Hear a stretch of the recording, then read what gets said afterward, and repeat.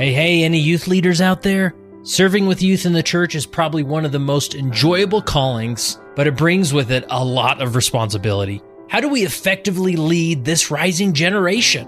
Well, I have good news for you. Leading Saints has organized the Young Saints Virtual Library, where we have 20 plus hours of presentations all about how to lead youth. We cover topics like how to help youth transition into adulthood, how to help them avoid loneliness, how to handle smartphones in class, and we even go over scientific data about how Latter-day Saint youth differ from other youth. If you'd like to review the Young Saints Library at no cost for 14 days, simply go to leadingsaints.org/14. That's leadingsaints.org/14. While you're at it, we'll give you access to all of our virtual libraries that cover several leadership-related topics. So click the link in the show notes or simply visit leadingsaints.org/14. So you're checking us out as maybe a potential podcast you could start listening to. I know many of you have been listening for a long time, but let me just talk to the newbies for a minute. What is Leading Saints? What are we trying to do here with this podcast? Well, let me explain. Leading Saints is a nonprofit organization, a 501c3 is what they call it, and we have a mission to help Latter-day Saints be better prepared to lead. Now, of course, often means in the context of a calling. It may mean in your local community, your work assignments. We've heard about our content influencing all sorts of leaders in all sorts of different contexts. We invite you to listen to this episode and maybe a few others of our 500 plus episodes that we have out there. Jump in and begin to learn and begin to consider some of these principles we talk about on the Leading Saints podcast. Here we go.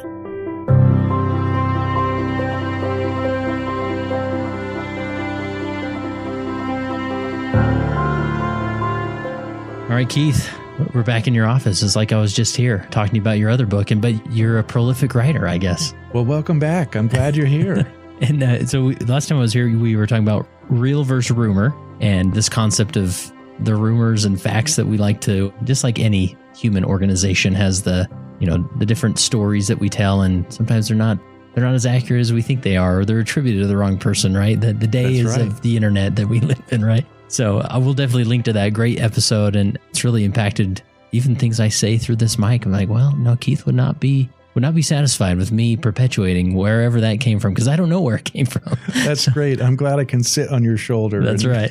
Keep an eye on it.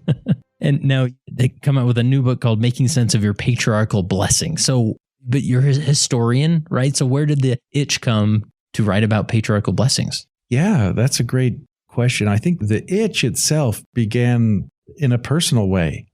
I received a blessing when I was 16, and I received it from my grandfather, who was a patriarch. He lived across the country, and so we had to make the special arrangements. And he had been a patriarch for 22 years before giving me my blessing that day. And for the next 15 years, he and I shared several conversations, but before he passed, and I was a curious kid, right? Mm-hmm. Like, well, what's going on, Grandpa? How does it work? And, he would draw the line, say, I'm not interpreting it for you. But he was open to talking about the process. And so then here and there, people would ask, you do a talk in sacrament meeting on patriarchal blessings or whatever. And so I would go, hey, Grandpa, I have to give a talk. And I'd learn things. But then it was 8 years ago when I became the director of the Church History Library. One of the things in the collection are millions of patriarchal blessings. Oh, yeah. And so people can email the church or fill out a form and get ancestors or their own patriarchal blessing. That's right. That's right. And so the staff here was building that online system whereby patriarchs submit blessings and people request copies, and we were working all of that out. And so in those settings, I just had lots of opportunities to talk with patriarchs and local leaders and general church leaders and the staff here. All of these people are really smart, and they're just I kept thinking about the topic, and I kept learning lots of things. And then it just all came together, and said, well, I felt like, wow, I've learned a lot. Maybe I should put it together in some way and share it. Yeah. Now, as I read this book, it's not a history book, even though you're a historian. That's right. What's the audience, or what angle were you coming at? Yeah. And so I think my angle here is that it is a devotional book. It's meant to help someone. I mean, the starting point is, I've received a blessing, now what? Many other books on the market are kind of encouraging people to get a blessing and get them excited and tell them to to look forward to it. And this book begins with, okay, you've got one. Now what do you do with it? How do you make sense of it? How do you use it throughout your life? And so part of my approach to that angle was, well, people have been getting blessings like this for almost 200 years. And so how have they done it? If I'm trying to figure things out in my own blessing, which I was as a 16-year-old, and I still am, and in these many years later, maybe, we generically say, oh, the lessons of history help us things. Well, maybe there are stories from our own history of people, and they have to be from our history because this is such a unique religious experience. And so that kind of led me into historical research in people's journals and diaries. And for the book, I didn't read everybody's blessing. That's sacred. That only is for the individual. But I read where people who had written about it or talked about it or shared about it and then tried to come up with these lessons about how to make sense. Yeah. And this whole concept, I've been thinking about it as I've been reading the book, is that this whole concept of patriarchal blessings is so unique to our faith tradition. We have several things that you may find in some form in other denominations, and it's almost to the point of it's almost its own island where, it's not necessarily directly attached to temple work or directly attached to priesthood, or, I guess, again, there's these connections. But, even the patriarch, he's it's a priesthood office, but he's not in the quorum of the patriarchs or something, in the area. And it's almost like this retirement calling, that bless their hearts is the wise sage that we turn to for this. But it really is a unique experience we have in our faith. It really is. And I also think that today in the 21st century, patriarchal blessings do something for us that other people in the religious landscape or religious marketplace are looking for. I commonly hear people say, well, I don't participate in organized religion, but I'm just spiritual. Mm-hmm. And I think patriarchal blessings highlight why that's not a very good way to think about it, because it has to be institutional. You need somebody who has the keys to authorize somebody to give these kinds of blessings. And what results is something that's just profoundly personal and personalized and spiritual. And so it just kind of reminds people that people say, well, I want to be close to God. Well, God sent his son who created a church. Yeah. So that's part of, and they come together. And this becomes one of those moments. And a lot of people I've talked to, especially people, maybe having challenging time with their faith or their journey, patriarchal blessings are one of the places where they say, well, no, I really felt something there. Maybe, on the back row of Elders Quorum, I don't feel much.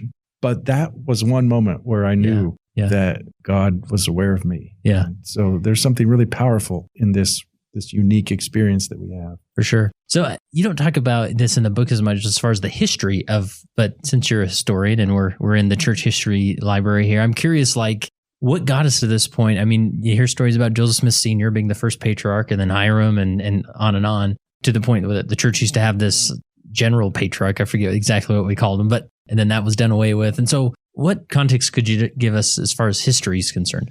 Yeah, well, you gave the summary. Great. Oh, good. Good job. I've been listening. It's wearing off on you here in the church history library. So Joseph Smith Sr. becomes the first. And the title patriarch does refer in part to part of the original mission. This is early on when Joseph is thinking about families and connections, and it's not quite before Elijah. It's before Elijah has returned, but it's in this moment when they're starting to think. And one of the things they noticed is that there are people who don't have fathers. And so as priesthood authority is given and fathers start to give blessings or healings or things like that, there's this kind of, what about the people who don't? And so part of the context is that Joseph Smith Sr. can give blessings to the fatherless. And in the big kind of Christian context, this is like James talking about care of the fatherless and the widows. And this is part of the concern. How does everyone in the kingdom have access to blessings and insight? And so there's a thread of this that goes in an inherited way.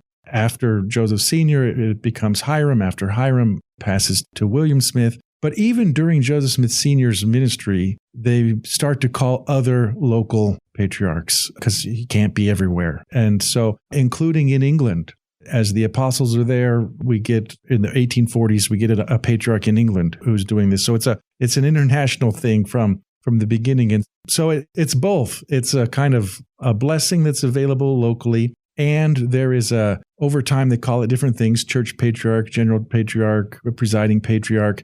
Into the 20th century, it's mostly Smith descendants. There are a few cases that aren't, but mostly Smith descendants who occupy the role. And by the 50s and 60s, the church patriarch starts to be involved in kind of general church trainings. General conferences in the 50s and 60s were larger events, multi-days. There'd be sessions for different organizations and things. And so there start to be sessions for patriarchs and training, and the church patriarch helps in those ways. Church patriarch continues to travel to places where there isn't a patriarch, an organized stake or something. So we see some of that in the 20th century. But ultimately, it's in the late 1970s when under President Kimball, they start looking at all kinds of things in the church's structure and how do we grow and how do we take the gospel to the world and how do we, this is the same setting where they get rid of assistants to the 12 and they build a new 70 that's different than the 19th century 70 that become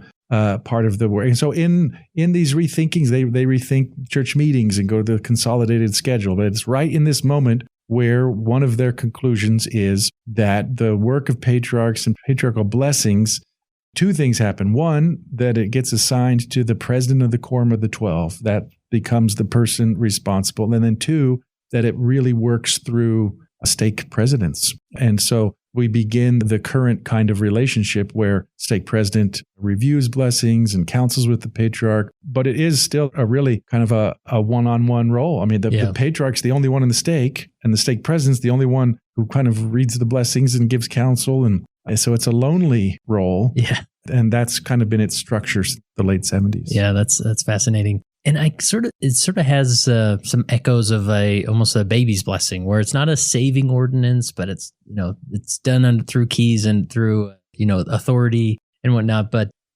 then this may seem like it's a very basic question, and just like a baby's blessing, it's like, well, why do we do a baby blessing? Well, it helps us create a record. That's sort of an administrative thing we do, and then it's just good to give some blessing at the beginning of a life as they begin, in mortality, and then. So how would you answer, and we get that patriarchal blessing is personal scripture, you could say. It gives people encouragement and life guidance, something to reflect on. But why a patriarchal blessing? Yeah, that's a really great question. And I like the comparison to an infant blessing. And this is just me speaking totally personally. Yeah. One of the things I've read, in old literature and instruction about about infant blessings, that it feels like we lose a little. I think today, we often turn them into, this is a blessing about the kid, but the baby can't hear you, doesn't understand you. you name all these things, they can happen. But earlier infant blessings were also about the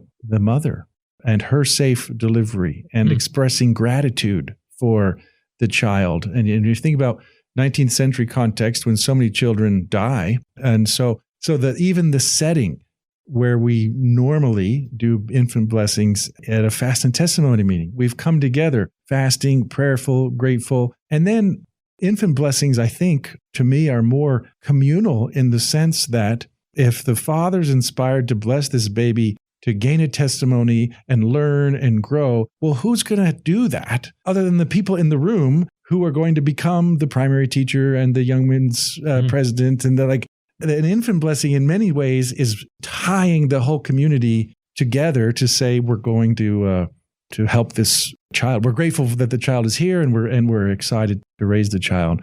And I think a patriarchal blessing then is there's not a defined age. People have gotten them as young as, I found one in church history. They were 8 days old, and it was really? The patriarchal blessing that was recorded, and they collapsed it. Well, we're going to do it. Let's just do it all at once, right? Infant blessing and patriarchal blessing. But often they'll be, Spencer W. Kimball was 11 when he got his. 19th century, we'll see 10, 11, 12. Today, it's a little bit older, but we do lots of things older now. We stay in school longer in the 21st century. We marry later. So in some ways, the age has pushed back just in line with culture and where we place people. But it happens at a time in culture where people are about to start making decisions. They're also about to start, here's the way I like to think about the transition. we often think about it, I think, in an unhelpful way. And we say, oh, I've had this child that will become independent and I'm launching them on their own.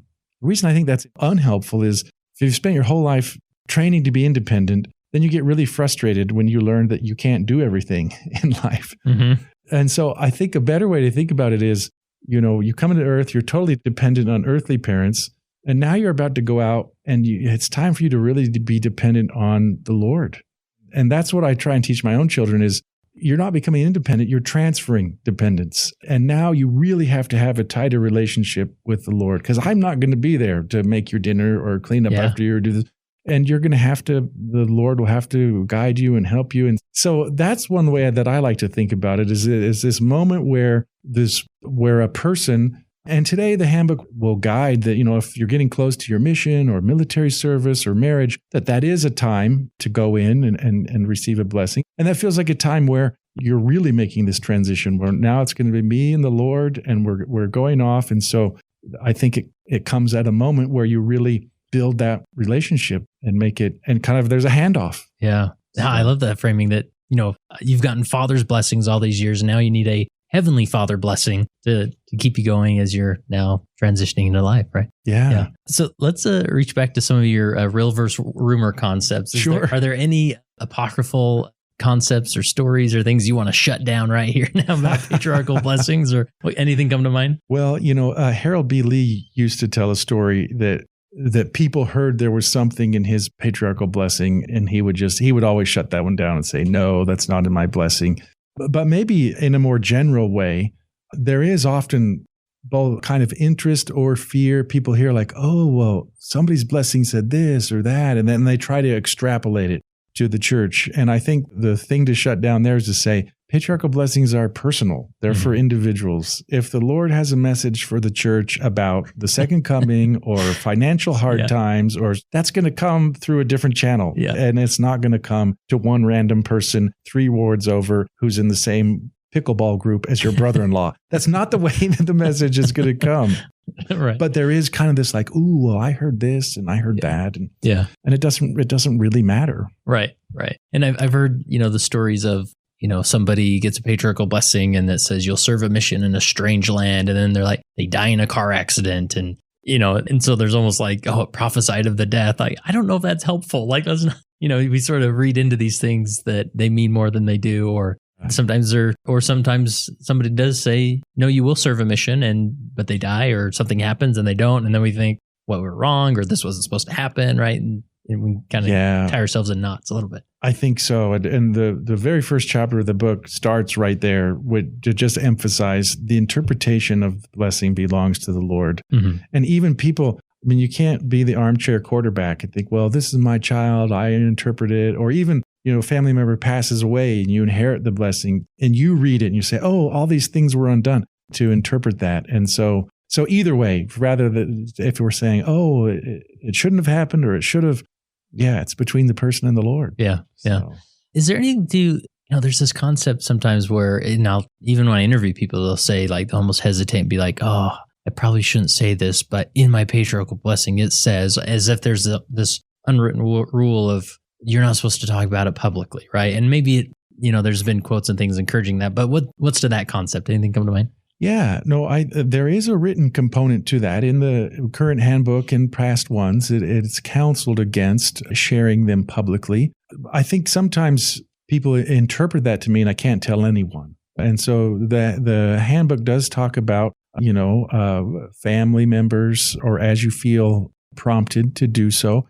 Certainly in the history of the church, different church leaders have felt prompted to share sometimes direct quotes in General Conference. President Hinckley was one. He read a line from his blessing and talked about it. Others have paraphrased it. Some people feel more comfortable not quoting it, but saying, well, here's generally a thing. And I think in all of those, again, it kind of goes back to your relationship with God. And I think the bigger picture is, when God gives us light, if we take care of it and respect it, then we get more light. And that light grows and grows until it becomes a perfect day is the promise. And so it's just kind of, how do I treat this in a way that the Lord knows I value it and then that I'm eligible for more? Yeah. What about the concept of just obviously patriarchs are mortal men, and they're, I don't know, sometimes we have a tendency, just because Latter-day Saints, but we're humans, we like to bring mysticism into things of like there's something magical happening here, that this person says these words in a certain way that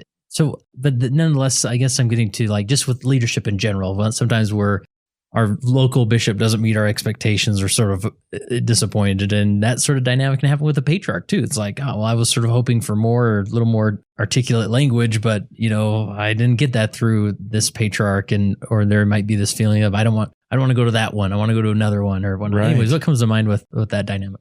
Yeah, I think it's important to remember that like patriarchal blessings are like other forms of revelation in that they're communicated from heaven to mortal people in a lot of different ways. And so we shouldn't kind of try and make a generalization of this is how they work.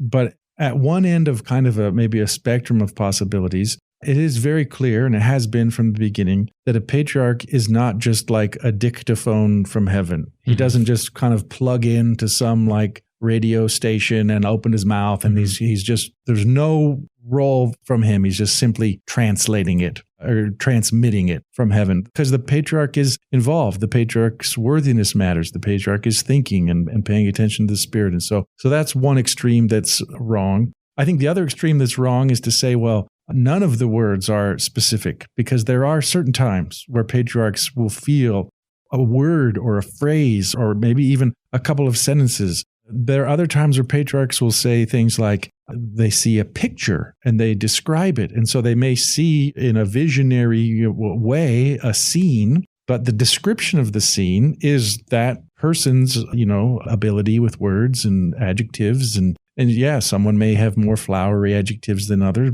but they're trying to describe a scene. And so I think both kind of approaches are helpful to make sense of your blessing. Sometimes, pay attention to the words and the word choice, especially if the words, echo scripture or a scripture character. If it says something like, you will be like Ruth, well, then you better be opening your Old Testament and reading Ruth and learning what you can, and that really matters. But I think it's also helpful to approach it in terms of concepts and, maybe not get hung up on a specific word but like, what's the concept here? What's the big picture here? Because that's, sometimes we have a bad metaphor. We assume a patriarchal blessing is like a map, like it's going to show me everything on the landscape and where to turn and where's the stop sign. And that's when we get really focused on like, did it say this thing? Or people get really upset. Well, it didn't mention something that matters. It didn't mention a mission. It didn't mention marriage. Does that mean I'll never get married? No, it doesn't mean that at all. It just means that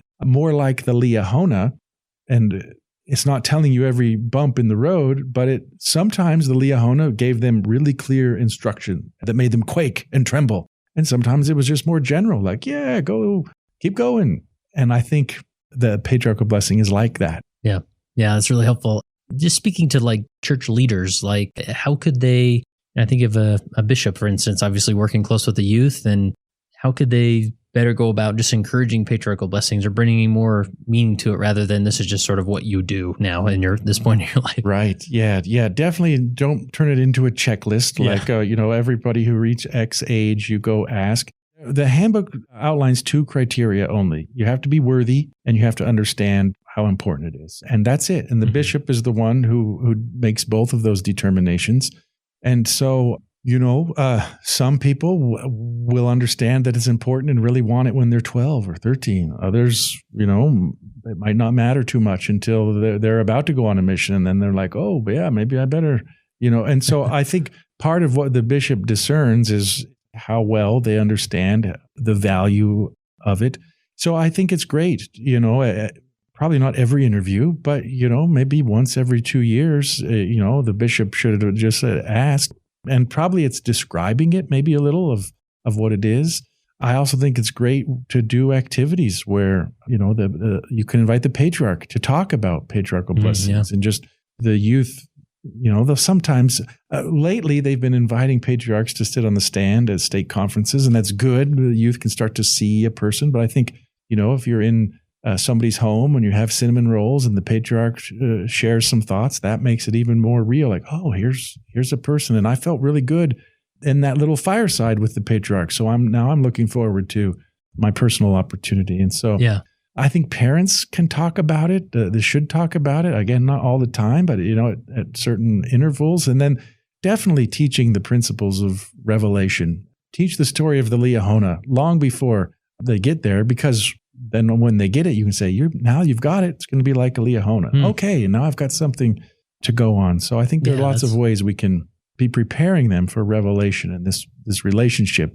Yeah, I like that if we're not, we don't have to hammer every lesson or every interview, but just sort of keeping it top of mind every once in a while. I remember as a ninth grader, sitting in seminary class and, the patriarchal blessing concept came up, and my teacher asked, who in here has their patriarchal blessing? And I remember a few raised their hands, and I thought, wait a minute, I thought you can get it at this age, and so it's almost like gauging that. If you sense that maybe a youth is like they're really captivated by this, they're energized by it, they're intrigued by it, then hey, why don't we loop the bishop in and talk about it and see if it would make sense to move forward with that and do it. Yeah, and it can start by talking. You start by reading things. They're short things that the church magazines regularly publish a little, every 2 or 3 years, a kind of preparing for your blessing. So there are definitely things that you can share and read and talk about and help them be ready. Yeah.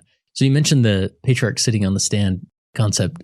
It just triggered this other thing. I don't even know if you'll have a straight answer for this, and I don't think it's addressed in the handbooks, but from what I've learned and understood, obviously we call a bishop Frankum, or a stake president Frankum, but it's not like a title, like you don't say Patriarch Frankum or Patriarch Jones. Have you heard that? Real versus rumor. Let's have it. I've heard both. And you're right. I don't think I have actually seen something written either way. Sometimes I've heard it in the third person, like the patriarch or patriarch so-and-so, but I've heard it less like walking right up to their face and saying, hey, patriarch so-and-so or brother so-and-so. In my case, I just called him grandpa, but easy. But yeah, it's, and I think in that way, it's like other priesthood offices. We don't call someone deacon so-and-so or teacher so-and-so or high priest so-and-so, but there are certain times where the office of elder is sometimes appropriate to say as a title, and other times where it's a calling of president that's a respectful title, and bishop is the crossover, that it's both an office and a calling that becomes a title. So interesting. All right. Well, we don't have a straight up rule for all offices or callings. Interesting. And some callings get no title. That's right. So that's right. If you're the ward organist, you have no title. It's just like, hey, play this now. That's right. We should come together and think of an awesome, Your Highness or something. That's good. That's good. What about our ancestors' patriarchal blessings? Says obviously you can request those, and you talk about in the book this concept of sometimes we are talked about in our parents or grandparents or whatever, and it makes me think of, I think my mother's mentioned that in her patriarchal blessing says something like, your children will be known in the world. And in my siblings, we've served all over the world in different missions in Portugal and France. That's great. But also, I'm known in the world through this podcast, and so there's sort of a double meaning, sometimes a triple meaning. But why should we be interested in our parents' or ancestors' blessings? Yeah, that's a great question. And I think the best way to answer that is to just say right out that we're going to rub right up against one of the articles of faith of modern American culture. And even kind of Western civilization. I'm leaning in, Keith. This is good. Which is, we have this kind of sense of radical individualism. Like, I'm the center of the universe. It's all about me. I'm making the choices. And even as Latter-day Saints, we'll go grab doctrine that we think supports this part of our culture. Like, agency is about me making a choice. And we really put ourselves at the center of the story, which the center of the Christian story always has been Jesus. Right. He's the path. He's the way. He's the truth. We're saved on his name. And so we end up in trouble when we make ourselves, through our own culture, the center of the story. But I think patriarchal blessings help us remember that we're connected to other people. And Joseph Smith just said it straight out. We can't be saved without our dead. And so we're connected. And so one of the implications is that promises that get made to ancestors do have fulfillments, because ancestors do things that set up their family, that set up their traditions, their own culture. They're shaping family culture.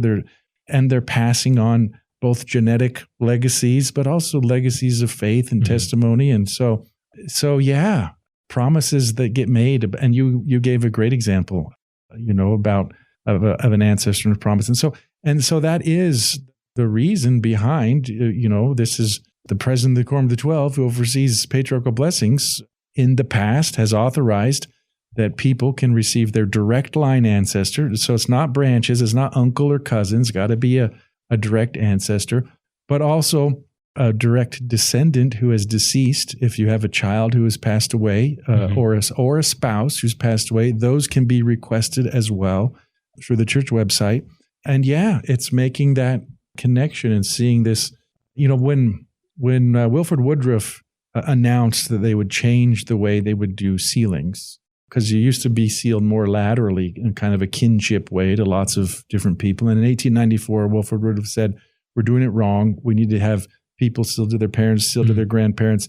And he used an imagery that I think is really beautiful. He said, you need to create a great chain of the whole human family all the way back to Adam and Eve.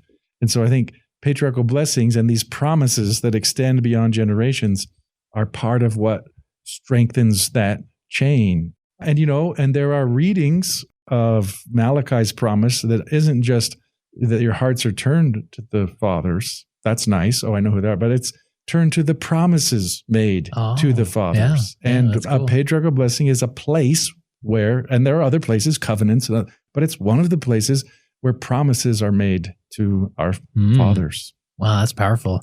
Yeah, and I remember my grandfather, he died when my mom was 17 of cancer, and so I never met him, but to sit down with his patriarchal blessing, there's this like personal, like it was a spiritual experience for me that I try and turn to. I probably should do that more often, but man, it's almost as if he's sitting next to me and think, this is me, because it's so personal, right? And you can connect with these ancestors on a different level by doing that. So that's a great story, great experience. And so it's only those that are in our direct line that we can request from the church, but we can't like get President Hinckley's patriarchal blessing or anything.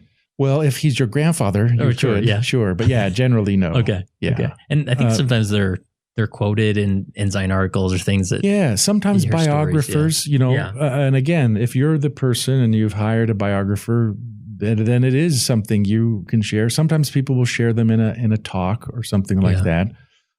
On the Joseph Smith Papers website, we did get permission to share some of the blessings that Joseph Smith Sr. gave, just part of the history. So Joseph Smith's blessing is there, Emma Smith's blessing is there. And so there are a few occasions where we've released some, but generally it's for the person and their lineal family. Yeah. Anything to mention as far as like the lineage? Obviously that's a huge component of patriarchal blessing is being, and what's the word, like finding out the lineage of each individual. Anything like from a context of like communicating the importance of a patriarchal blessing or whatnot. Sometimes it's just sort of cool, like I'm on Team Ephraim, like, right, sure. Right. And we at the same time we don't know what to do with it or whatever. So any thoughts come to mind around the lineage? Yeah, well, since we've already started pushing back against our culture, let's keep going. Let's do it. I think there is a cultural reading of lineage that we've done poorly, and that is that we've tried to read it as literal, as some literal thing happening. Like either I'm a direct descendant of the name that's declared there, or I'm somehow adopted. Like this, my blessing is the formal adoption paper that now I am the descendant of that person. And there are people who talk in that way in the past, in our history, 1920s or 30s. You can go find statements like that. But I think the bigger view, the better view, and one that has been shared especially recently by President Nelson, by President Oaks, is that this is not a biological or a literal connection. It's a spiritual connection. It's a symbolic connection. And if we think about God's mission is to save the whole human race, and one of both a vehicle, but also a metaphor, is that we're gathering into the house of Israel. And so, yes, the house of Israel, the family of Israel, it was a literal family and actual covenants were made to them. But those covenants are also available to every other of the 8 billion people on the earth. And so our lineage helps orient. I think it does two things for us. It helps orient us to, well, it's the connection. Here, you're the connected. Chain, right? You're connected to Abraham and this family and these promises and this covenant. And it also, I think, can prompt us as we study. And, you don't want to get too literal because some of these people sold their brother into slavery. So this isn't like some kind of a predestination that you're going to sell your sibling, right? That's the wrong way to read it. But if we read the way the characters appear in Scripture, Israel gives blessings to his children before his death, but then Moses references those and kind of extends those later as they get to the promised land. And so I think, and then, New Testament writers talk about some of these characters. I think in that bigger version, but it's not, there are people who will speak or write and create some kind of a hierarchy of lineage, this, and they'll try and map it. Well, this tribe goes to this part of the world, but what inevitably they're mapping on their own cultural hierarchies because I'm in the good tribe and other people are in the bad tribe. Like that's the way it always comes out. Yeah. I'm the chosen one. Right? But there's not a chosen one. We're all God's children. Yeah. The whole point of this is that we all get connected. So that if we as humans then go and say, my tribe is better than your tribe, we've just defeated the whole really beautiful thing that God is doing is connecting us as a family on earth, like we were a family in heaven. And then we're going to come in and say, well, no, I'm chopping this up and my part is better. Like we just missed the whole thing. People even push back and they say, well, what about, it talks about blood and bloodlines. My patriarch said, you're from the bloodline of so-and-so. And sometimes I just kind of laugh and I think, have you ever read the scriptures? It feels like blood is the biggest symbol in all of scriptures. Yeah, they kill some animals and they shed blood. But when we're talking about Jesus's blood and we're talking about the Passover and we're talking about the sacrament, blood is a symbol. And don't run around and try and make symbols into something really narrow, and keep it big and glorious and wonderful. This is the God of the universe trying to tell you more information about yourself. Don't run around and say, okay, here's what it means. This narrow little thing. This is all it can mean, God. God is trying to tell you a whole lot more than you're trying to hear. And I think you use the term a lot, the mystery in the book. Right. It's almost like, again, it's not, we can't take these literal, but I love just how God works through these things. It's almost like this invitation, like step into my mystery of who I think you are. And I'm going to bring more meaning rather than bloodline. There it is, period. That's what I mean. But I know, like, I want you to step into that mystery of what does that word mean? And what do you think I'm trying to communicate to you through that word, right? Yeah. And we in our culture use mystery to mean something spooky or nefarious or a crime is a mystery. But in the scriptures, mystery, when God talks about mysteries, it just means things he knows that we don't know. That's what a mystery of God is. They're the things he knows.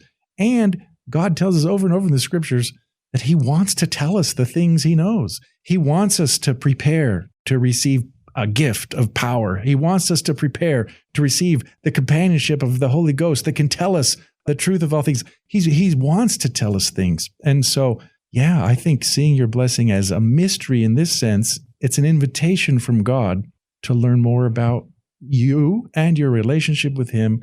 And so sometimes I think we treat our blessing and the scriptures, when we're looking for guidance in the scriptures, we treat them like a destination. Like, okay, I'm having trouble. I'm going to open my blessing, and somewhere there's going to be a sentence in there that's the answer. And that's the destination view. When I get there, I'll find it, and that'll solve my thing. I think we need to think about the scriptures and our patriarchal blessings as a doorway. When I want to find God, he's given me a personal doorway. So I'm going to pull it out. I'm going to read it. I'm going to ponder the things he's told me. And then through the Holy Ghost, I'm going to be taken into places where he has more to tell me.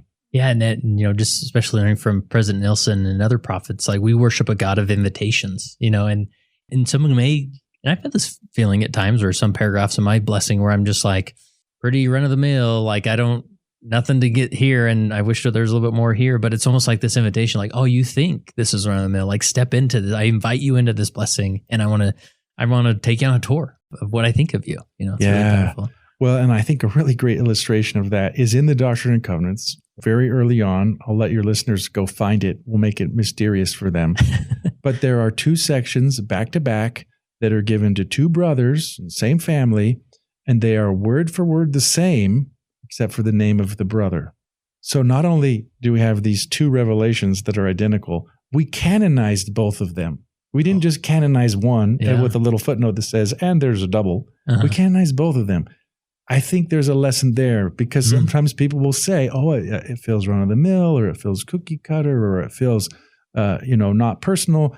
And I think that's the destination view that says, well, this text looks like that text, or it doesn't fit. It's not the doorway view that says, God's inviting you to learn more. Come to him. I mean, that's what he's always asking. Come follow me. Come unto me. Draw near unto me. A patriarchal blessing is a manifestation of that plea to come and learn more. Yeah. And that doorway is interpreted differently in different stages of life. Like when someone maybe reads their blessing as a soon to be missionary as opposed to a 3-year bishop, you may find different meaning and purpose in that. So again, we're just going back and reviewing it in those different contexts. All right, off the wall question. I have to get your historic real verse rumor concern. You talk about bloodlines. I've heard, and we can cut this out if you really don't know the answer. It's sort of off the wall. I've heard like people say that like, no, Joseph Smith, his bloodline is a literal bloodline to Ephraim or whatever. Have you heard anything like that? I haven't heard that. And rumor, marked rumor. Mark rumor, and also mark it as kind of impossible to verify. Yeah. You could talk to people in the family history department who will know more about this, but generally we just don't have very good human records beyond, the 1400s. And even when you get into Kings, which everybody likes to do, most of those are made up because they're trying to invent. No fun, Keith. They're trying to invent some kind of thing, but there's just not data. There's just not data that takes the 8 billion people in the world and traces them to a nomadic farming and herding agricultural society of 4,000 years ago. Right. Yeah. And just don't have those records. We kind of set ourselves up for disappointment sometimes. It's like, well, I mean, like if you look at this logically, could that bloodline really reach upstate New York, Sharon, Vermont, and 18 whatever, and like let's not even worry about that. But the point being is he was a prophet and he had the keys and he was part of the house of Israel because of this gathering that's happening, right? Yeah, and it probably just comes from people kind of misreading the Old Testament to think, that prophecy is inherited. Yeah. But if you read the Old Testament and the New Testament and the Book of Mormon more closely, you see God just calls whoever he needs. Yeah. It's not limited. And that's the point of the gospel. It's not limited. It is for all of God's children. Yeah. Well, obviously, and you mentioned it again, this would be a decent book to give to maybe someone who just received their patriarchal blessing and who's, again, trying to make sense of their patriarchal blessing and how to use it, how to leverage it in their spiritual journey and whatnot. Is that maybe this could be great in the bishop office library that he can lend out copies and things like that? I think that would be great. I probably have a conflict of interest in fully answering that question. But I would say this, that I did prepare it and write it from that standpoint of you got your blessing, now what? And the book kind of unfolds in a kind of reasoned way to think through things. So it begins with understanding God's will and the mysteries. Then it moves into kind of the text. How do you interpret the text itself and treat it like scripture? It talks about timing. And then it also talks about conditions. One of the things that blessings do is kind of identify these are things you need to do to be ready. Yeah. But then the book ends with a chapter called Peace Without Clarity, because one of the things that happens as we kind of work through what the text means, and maybe the time has passed or hasn't passed, or sometimes we get to a point where it isn't clear anymore. And I think one of the important things to take away is that God does also offer us peace without clarity. We often want to link the two together. Peace is when there's no war. That makes sense. Or peace is when we've turned our swords into plowshares. But Jesus also offers peace that passeth understanding, or peace that doesn't make sense. Mm-hmm. And the Prince of Peace offers that too. And I think that's an important part of reading is recognizing that some things might not make sense. And I do have a little disclaimer that many of the stories I tell, and I share stories from more than 36 people who are from our history, who've worked through things and try to understand their blessing, but they all have one tremendous advantage over us, and that they're looking back on their lives. And they have their blessing, they've seen their lives, they've seen things unfold, and they're the ones who identify, I misunderstood this, and now I learned, I grew closer to God. Well, we don't have that advantage. We're all still in the middle of it. And sometimes it still looks blurry, and sometimes it doesn't bring peace. But it can bring peace, but maybe not without clarity. And as we get through and as we draw closer to God, we'll see things differently. Yeah. So you mentioned the youngest blessing that you found was 8 days old. Is that right? What was the oldest that you found? Anything come to mind? I mean, I do share a story in the book of a man who was in his 80s, and he was living in Switzerland. He'd been a member of the church for decades, but he's living through the Cold War. And so he gets this promise late in his life that he should do temple work, and promise kind of counsel. And so and part of his reaction is, I'm really old and I have bad health and I can't travel to a temple. But anyway, I won't give away the story. Yeah, but it's a happy ending. But it is very late in his life where he, and that's what if you're thinking about like a map, you think like, what's left for me later in my life? But if you're thinking about it like a doorway to knowing God, well, then you want that as any time you can get a doorway to draw closer to God. And it's never to the 99-year-old just says you'll probably die in the next few years, the end. Right. There's always more that God has to tell us. And we continue to exist beyond death. And some of the promises find their fulfillments there as well. That's the beauty of it. Any other, like just from their historian perspective of stories, or, maybe some that aren't apocryphal that have good references and whatnot that would be worth mentioning before we wrap up? Or, I think one of my favorite stories that I tell is one from Heber J. Grant, and his blessing tells him, and he tells this story to his biographer. The blessing says that he'll be called to the ministry in his youth. In his day, you don't submit a mission paper; you get called from the pulpit. So he's a teenager. He knows other people like Joseph F. Smith have gone when they were 15, and so he gets his blessing and he thinks it's coming soon. Well, 15 passes, 16, 17, 19, 22, 23. All of his friends and colleagues have been called up at general conference, sent out on missions, and he doesn't know what to do. And what happens is what happens to many of us. He starts to doubt the blessing, but then it builds other things. So he's like, well, if this blessing's wrong, maybe the patriarch is wrong. Well, then maybe the church isn't true. Maybe there isn't revelation. Maybe there isn't a prophet. And he starts to feel the weight of all of these things on top of this interpretation that he's supposed to be called to the ministry in his youth, and he's not. And so one day he's walking down the street in Salt Lake City, he's thinking about all these things, he's worrying about all these things, and he just says out loud, "Shut up, Mr. Devil. I don't care if every patriarch in the church told a lie. I believe that this is the work of God." And awesome. That ends for him the moment of kind of wrestling. Now, if you're a person walking down the street that day, it might have raised the question of what's going on. But anyway, for him, it ends it.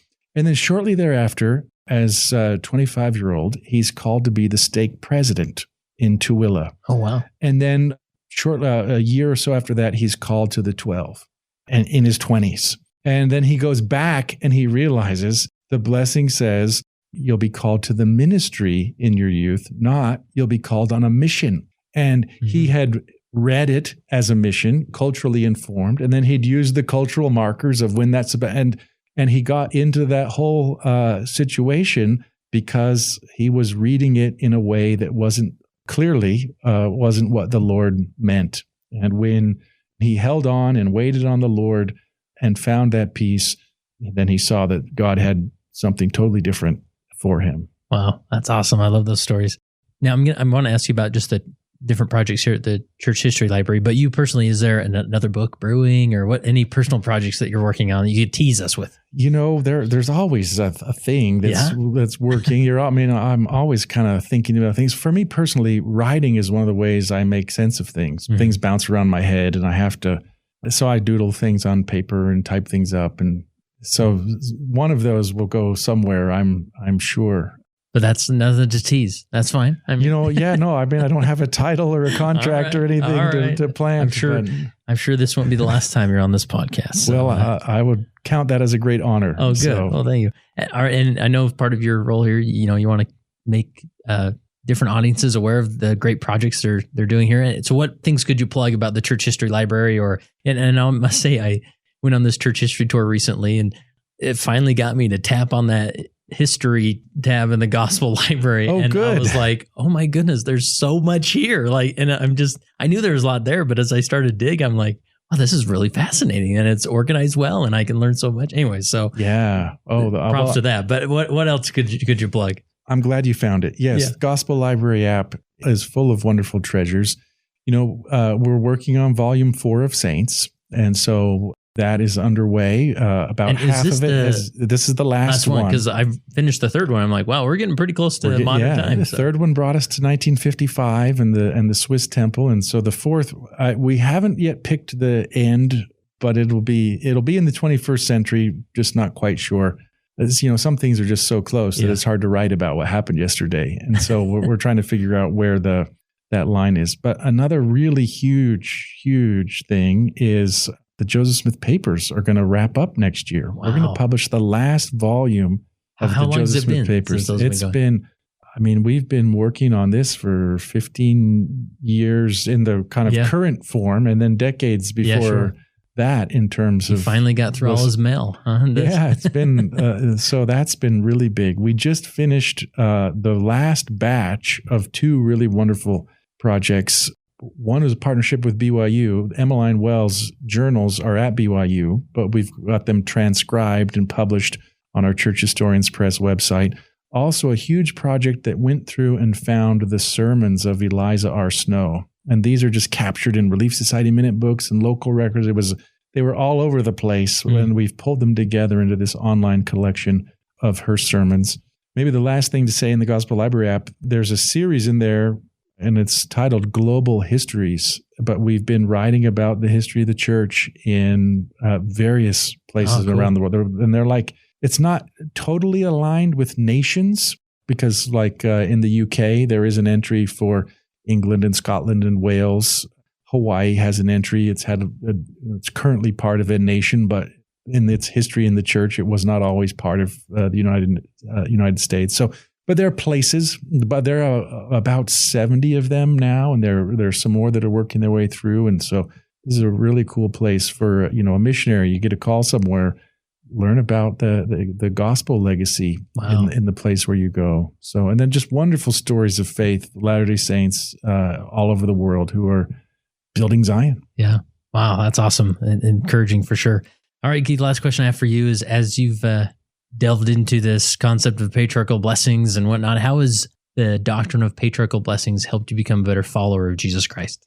That's a really wonderful question. And I think we've touched on it a little in that it's helped me to move beyond seeing my patriarchal blessing as a piece of paper or even words on the paper or text or message, and really see it as part of my relationship with God, my relationship with Jesus, and my connection to them as I try to be like them and as I try to return and live with them.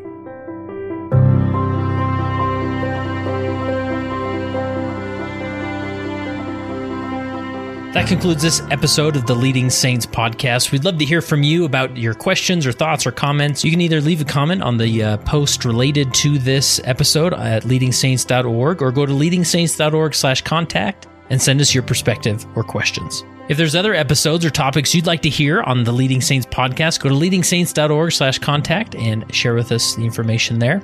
And we would love for you to share this with any individual you think this would apply to, especially maybe individuals in your ward council or other leaders that you may know who would really appreciate the perspectives that we discussed.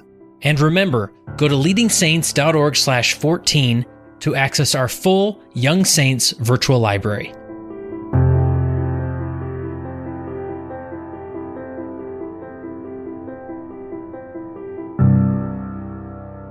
It came as a result of the position of leadership which was imposed upon us by the God of heaven, who brought forth a restoration of the gospel of Jesus Christ.